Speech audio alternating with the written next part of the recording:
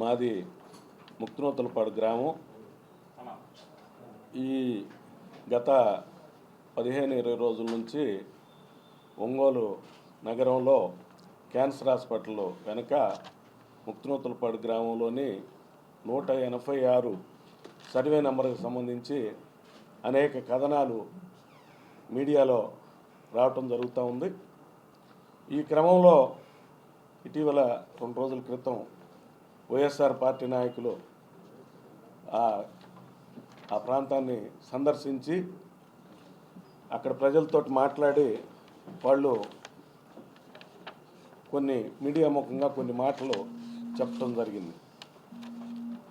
వాళ్ళు కొన్ని విమర్శలు కూడా ఈ ప్రభుత్వం మీద, తెలుగుదేశం పార్టీ మీద, దామచర్ల జనార్దన్ రావు గారు పట్టించుకోలేదని, ఇక్కడ ఏదో కబ్జా జరిగిందని, దీని వెనుక ఏఎంసీ చైర్మన్ మాజీ కామేపల్లి శ్రీనివాసరావు లాంటి వాళ్ళు వీళ్ళందరూ కొంతమంది ఉన్నారని చెప్పి, తర్వాత కోట్లాది రూపాయల లావాదేవీలు జరిగినాయి అని చెప్పి, అట్లాగే ప్రైవేట్ భూములు అయితే మేము ఇవ్వమని చెప్పము మేము, అట్లాగే తెలుగుదేశం నాయకులు కబ్జా చేసేందుకు కుయుక్తులు పన్నుతున్నారని, తెలుగుదేశం పార్టీ స్పందించకపోవటం అన్యాయంగా ఉందని, గతంలో ఎమ్మెల్యే కరెంట్ ఇవ్వాలనుకుంటే అప్పుడు కార్పొరేటర్ ఆపాడని ఎమ్మెల్యే గారిని అడుగుతున్నాం. ఎమ్మెల్యే గారు దీన్ని పట్టించుకోవటం లేదని చెప్పి మొన్న ఆరోపణలు చేయటం జరిగింది. ఇది ముక్తినూతలపాడు 186 సర్వే నెంబర్ అనేది మొట్టమొదటిగా ఇది ఆర్ఎస్ఆర్ కాపీ. 186 నెంబర్ అనేది అంటే ఈనాములు అనే భూములకు సంబంధించిన క్లాసిఫికేషన్లో రైతువారి ఈనాములు ఉంటాయి, సర్వీస్ ఈనాములు ఉంటాయి, దేవుడికి సంబంధించిన ఉంటాయి, ఇవన్నీ ఉంటాయి. రైతువారి ఈనాములు అంటే 1907 ఆర్ఎస్ఆర్ తయారైనప్పటికే ఆ రోజుకి ఈ రైతులు ఈ భూమి మీద ఉన్నట్టుగా ఆ రోజు ఆర్ఎస్ఆర్లో 186 సర్వే నెంబర్ ఉన్న 12 ఎకరాల 60 సెంట్లు, దానికి సంబంధించి ముక్తినూతలపాడు జగన్నాథం, వెంకట్రామయ్య, మరో 24 మంది రైతులు 1907 ఆర్ఎస్ఆర్ తయారు చేసే నాటికే వాళ్ళు ఉన్నారని చెప్పి కూడా మీ అందరికీ తెలియజేస్తున్నాను. ఇది పూర్తిగా. అట్లాగే దీని తర్వాత 1979-80లో అక్కడ ఒక ఇరిగేషన్ వాళ్ళు ల్యాండ్ ఎక్విజిషన్ చేసి అక్కడ వాగు దువ్వటం కోసం ల్యాండ్ ఎక్విజిషన్ చేసినప్పుడు దాన్ని సబ్ డివిజన్ చేశారు. ఆ క్రమంలో 186/1, 2, 3, 4, 5గా సబ్ డివిజన్లు అయినాయి. అందులో /2 అనేది 4 ఎకరాల 47 సెంట్లు. దీనికి సంబంధించి 4 ఎకరాల 47 సెంట్లు ల్యాండ్ ఎక్విజిషన్ చేసి దాన్ని ఇప్పుడున్న క్యాన్సర్ హాస్పిటల్ ఉన్న వాగుని తవ్వటం జరిగింది. మిగతాదంతా కూడా రైతులకు సంబంధించిన భూమి. ముక్తినూతలపాడుకి చెందిన ముల్లూరు సూరయ్య, సోదనగుంట పాటయ్య అని వాళ్ళందరూ రకరకాల, ఇప్పుడు దాదాపు వాళ్ళంతా ఎప్పుడో 70-80 ఏళ్ళ నాడే చనిపోయారు. వాళ్ళకు సంబంధించిన వారసులు వాళ్ళందరూ కూడా కొనసాగారు. ఆ తర్వాత కాలంలో 1986-85 ప్రాంతంలో దీన్ని లేఅవుట్గా వేసి ఈ ప్రాంతంలో ఆనాటి ముక్తినూతలపాడు సర్పంచ్, ఆయన 30 ఏళ్ళు సర్పంచ్గా చేశాడు. 1990 వరకు ఆయన సర్పంచ్గా ఉండటం జరిగింది. ఆయన చనిపోవటం కూడా జరిగింది. ఆయన టైంలో ఈ లేఅవుట్ని గ్రామ పంచాయతీ లేఅవుట్గా ఆ రోజు పర్మిషన్ ఇవ్వటం జరిగింది.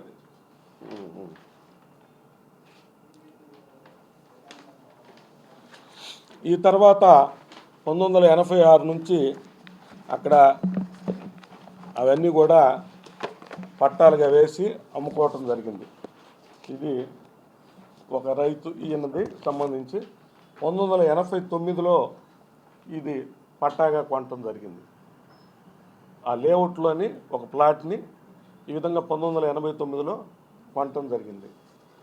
అయితే తర్వాత క్రమంలో మన 2019 ప్రభుత్వం మారిన తర్వాత ఆ ప్రాంతంలో కొంతమంది కబ్జాకి ప్రయత్నించడం, ఒక 3-4 ప్లాట్లను ఆక్రమించుకుంటే వాళ్ళు దాన్ని ప్రతిఘటించడం, వాళ్ళ మీద కేసులు పెట్టడం అట్లా జరిగింది. తర్వాత కోవిడ్ రావటం 20 తర్వాత దాదాపు 30 మంది ఓనర్లు వాళ్ళకి సంబంధించిన ప్లాట్లని ఆక్రమించుకోవటం జరిగింది. అయితే అప్పుడు దీని పక్కనే ఇప్పటి వైఎస్ఆర్ పార్టీ నియోజకవర్గం ఇన్ఛార్జ్ అయిన చుండూరు రవిబాబు కూడా మా ఊరు వాళ్ళ దగ్గరనే కొంత పొలం కొంటే ఆయన పొలాన్ని కూడా కబ్జా చేయటం జరిగింది. ఆయన కూడా సిట్కి రిపోర్ట్ ఇచ్చి ఆయన ఆస్తిని కాపాడుకోవటం, ఇప్పుడు ఇన్ఛార్జ్ చుండూరు రవి గారి కొన్న భూమిని కూడా ఆక్రమించడం జరిగింది. దాని పక్కనే అందులో ఉన్నవాళ్ళు కూడా ఈ సిట్ కేసులో వీళ్ళు కూడా కేసు పెడితే సిట్టు కేసు దర్యాప్తు చేసి వాళ్ళని రిమాండ్కి పంపడం కూడా జరిగింది. దాని తర్వాత దీనికి సంబంధించి 2022లో తహసీల్దార్ వారు ఏం చెప్పారంటే, కలెక్టర్ గారి ఆదేశాల మేరకు సదరు అర్జీదారుడు సర్వే నెంబర్ 186లో సంబంధిత అధికారుల నివేదికల ఆధారంగా 186/1A 99 సెంట్లు ప్రభుత్వ భూమి, 186/1A 1B2A 1 ఇదంతా కూడా పట్టా భూమిగా, 186/2 వాగుగా ఉన్నదని ఎండార్స్మెంట్ ఇవ్వటం జరిగింది. ఎంఆర్ఓ గారు దాన్ని వాగుగా తవ్వారని చెప్పి ఆ ఎంఆర్ఓ గారు ఎండార్స్మెంట్ ఇవ్వటం జరిగింది.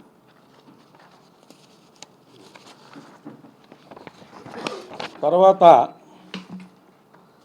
అసలు ఈ పట్టాలు ఫేక్ పట్టాలు అనే దానికి 2012వ సంవత్సరంలో ప్రభుత్వం ఆర్డర్ ఇచ్చింది. మండల రెవెన్యూ ఆఫీసర్ అనే పేరుని తహసీల్దార్గా మార్చడానికి మండల రెవెన్యూ ఆఫీసర్ అనే పేరుని 2012వ సంవత్సరంలో తహసీల్దార్గా మార్చిన జీవో, ప్రభుత్వ జీవో.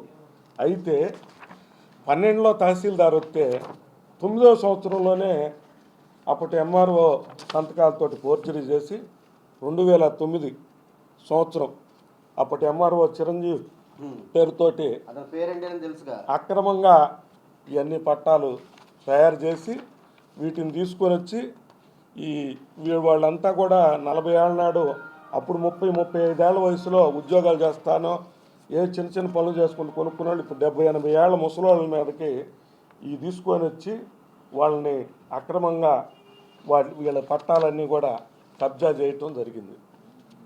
అయితే దీనికి సంబంధించిన ఇవన్నీ కూడా ఫేక్ పట్టాలని చెప్పి వాళ్ళ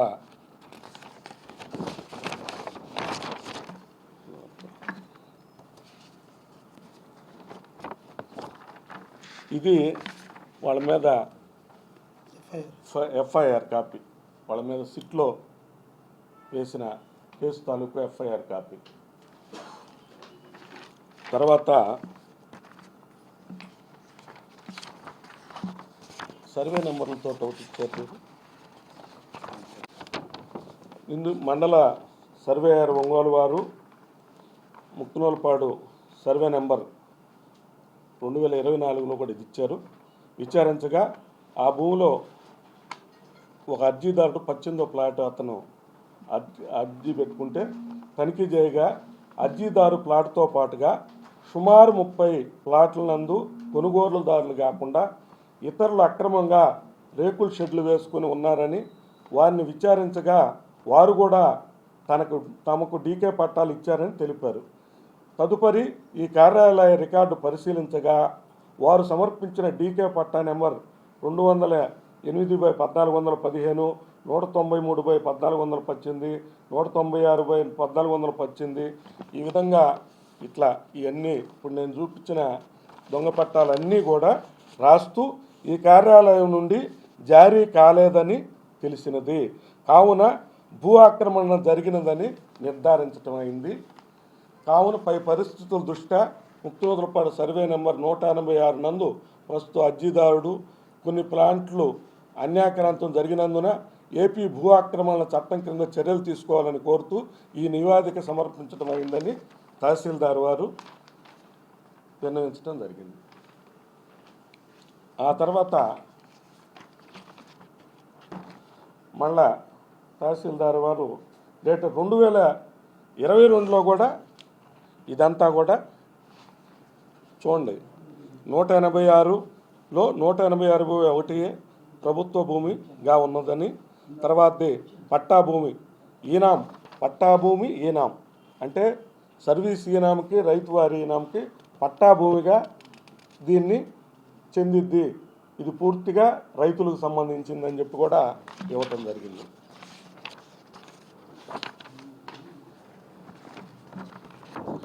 మొన్న కూడా మళ్ళా తహసీల్దార్ వారు 2024లో కూడా ఇవ్వటం జరిగింది. ఈ విధంగా అన్ని రకాలుగా తర్వాత మొత్తం కూడా ఇది కంప్లీట్గా పట్టాదారులని వాళ్ళు 86 నుంచి కొనుక్కున్న డాక్యుమెంట్లు ఇవన్నీ కూడా వాళ్ళు కొనుగోలు చేసిన డాక్యుమెంట్లు. ఇది 40 సంవత్సరాల చరిత్ర ఉన్నది.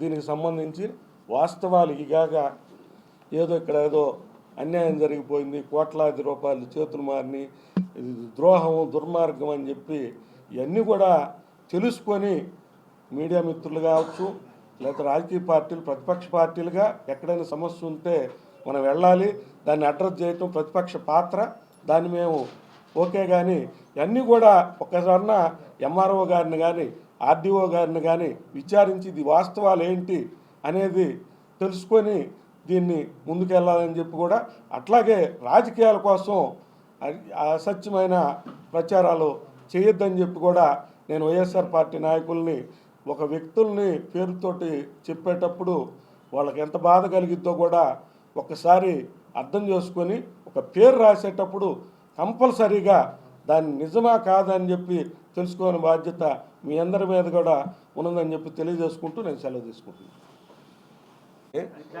4 ఎకరాల 20 సెంట్లు 4 ఎకరాల 47 సెంట్లు 1980లో ల్యాండ్ ఎక్విజిషన్ చేసి వాగు దువ్వారు. ఇప్పుడున్న వాగు ఉంది కదా, అదే 4 ఎకరాల 47 సెంట్లు. ఆ రెండు పక్కల కట్టలు మధ్యలో ఉన్న వాగే 4 ఎకరాల 47 సెంట్లు. చూచ్చా కదా ఇందాక మీకు పీడబ్ల్యూ వాళ్ళు కదా. అసలు కాదమ్మా, అసలు దొంగ పట్టాలని చెప్పి నేను చదివా కదా, దొంగ పట్టాలుగా నిర్ధారించారు, ఎక్కడా ఇవ్వలేదు. వీళ్ళు ఫేక్ పట్టాలతోటి అక్రమంగా కొంతమంది తయారు చేయించి తెలియని అమాయకుల్ని పేద ప్రజల్ని 50,000కో 1,00,000కో 10,000కో 20,000కో అమ్మించి వాళ్ళని అన్యాయం చేశారు. ఈ మధ్యలో ఉన్న ఇప్పుడు నేను చూపించా కదమ్మా ఆ ఫేక్ పట్టాలని చదివానా, ఎంఆర్ఓ గారు ఇచ్చిన కాదమ్మా, ఎవరైనా అసలు ఎక్కడా లేదు. 4 ఎకరాల 47 సెంట్లు అనేది భూమి మీద లేదు, అది వాగులో ఉన్నది. భూమి మీద 4 ఎకరాల 47 సెంట్లు అనేది లేదు, దాన్ని ఆల్రెడీ తవ్వారు, వాగు తవ్వేశారు. దానికోసమే ల్యాండ్ ఎక్విజిషన్ చేశారు. అది జరిగి 45 ఏళ్ళ అవతల, వీళ్ళు కొనుక్కున్న 47 సంవత్సరాల తర్వాత పైన అయింది. ఈ ఇన్సిడెంట్ జరిగింది 2019 నుంచి. అక్కడ వసతులు లేనందువలన వీళ్ళు అక్కడ ఇల్లు వేసుకోవడానికి అక్కడ సరైన వసతులు ఈ రోజుకి కూడా సరిగా లేనందువలన ఇంకా వెళ్ళలేకపోయారు. వాస్తవంగా ఆ కాలనీ వచ్చింది తప్పితే కాలనీ వెనక ఇప్పటికి కూడా అవన్నీ కూడా ముక్తరోతుల పాలు చెందిన రైతులు సొంత ఆస్తులు, ప్రైవేట్ ఆస్తులు అవన్నీ రియల్ ఎస్టేట్గా అమ్ముకొని పొలాలుగా ఉండని. అదే చెప్పే కదా, దీంట్లోనే భాగంగానే వైఎస్ఆర్ పార్టీ ఇన్ఛార్జిది కూడా ఆక్రమించారు అనేది కూడా మీకు అందరికి కూడా మీరు దాన్ని క్లారిఫై చేసుకోండి.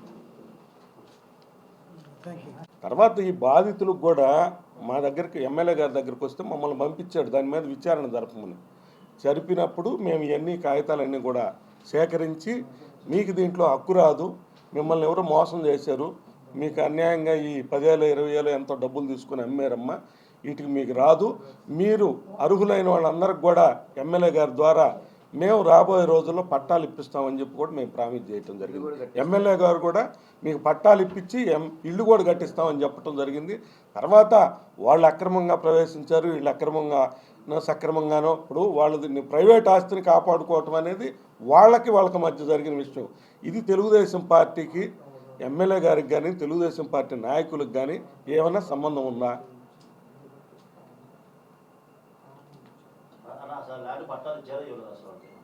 చెప్పాలి. ఓకే.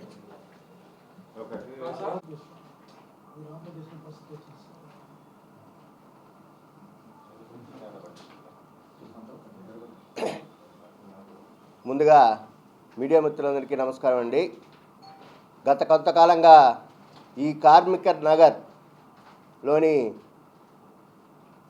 కొంతమంది దాన్ని భూకబ్జాగా క్రియేట్ చేస్తూ వస్తున్న ప్రచారాలన్నీ మనం చూస్తూనే ఉన్నాం. అసలు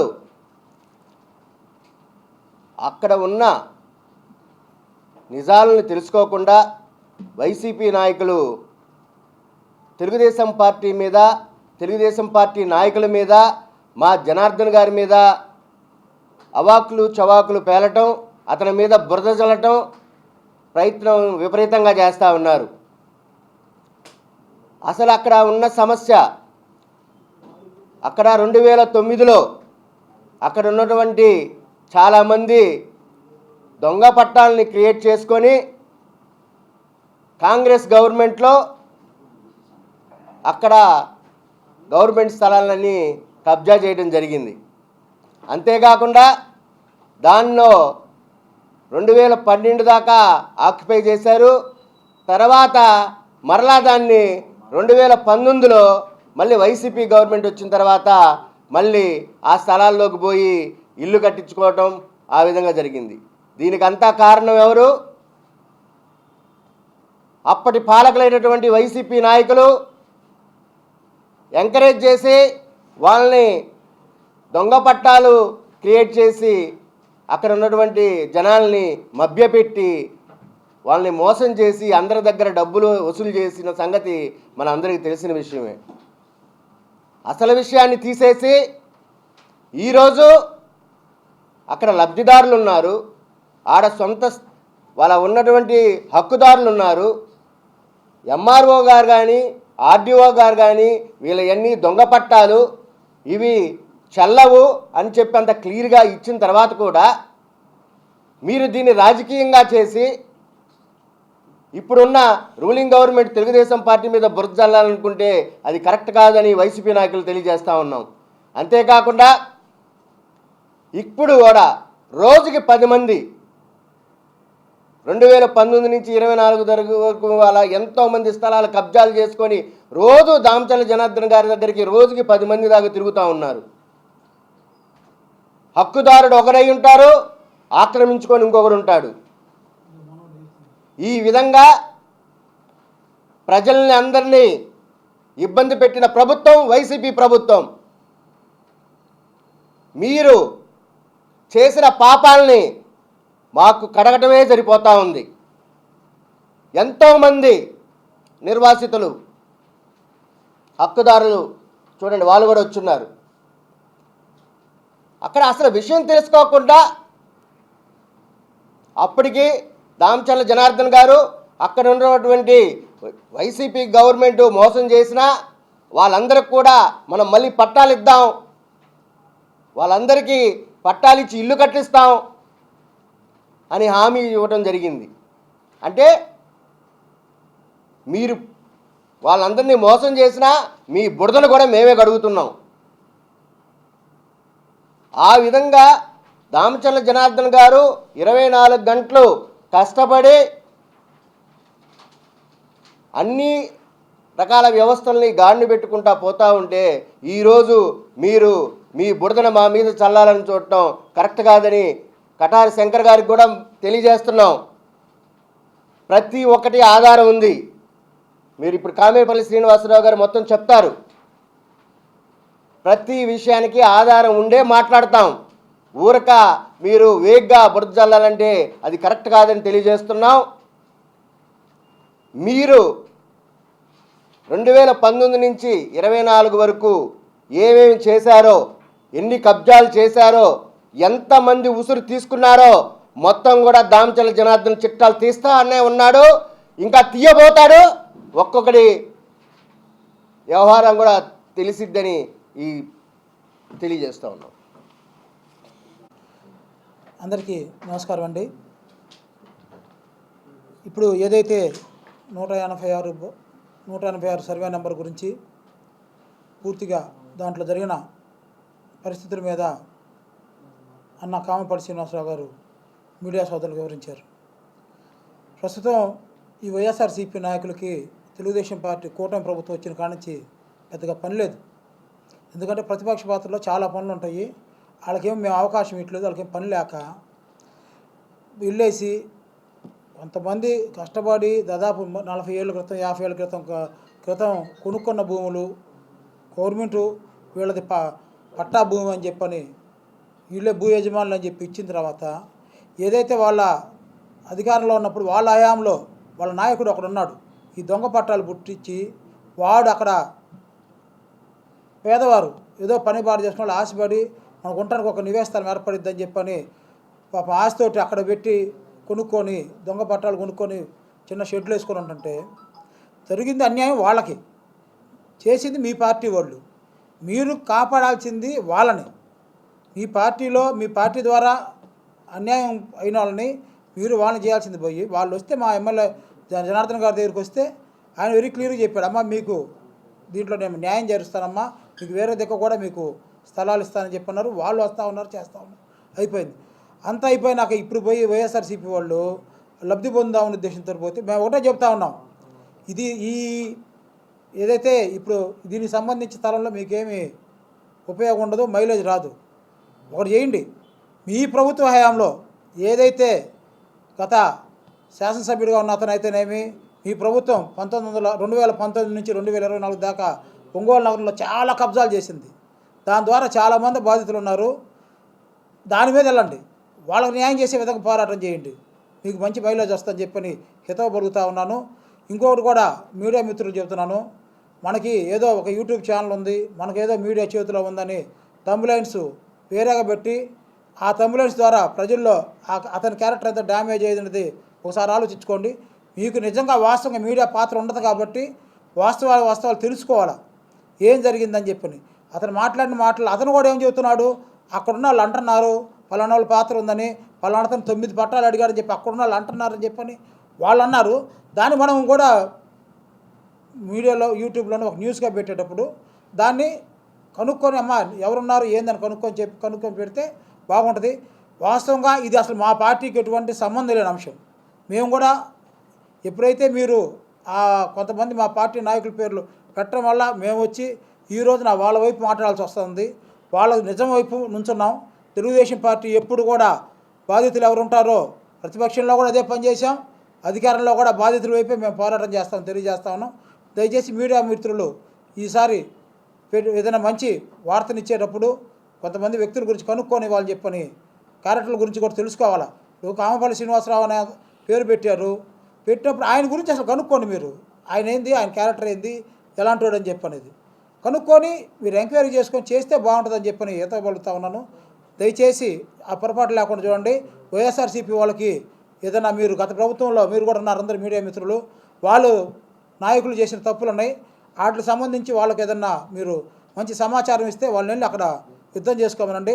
మా తెలుగుదేశం పార్టీ మా కూటమి ప్రభుత్వం ఈ కూటమి ప్రభుత్వంలో అయితే ఇలాంటి ఎప్పుడు తప్పులు జరగవని చెప్పని తెలియజేసుకుంటా ఉన్నాను. Thank you.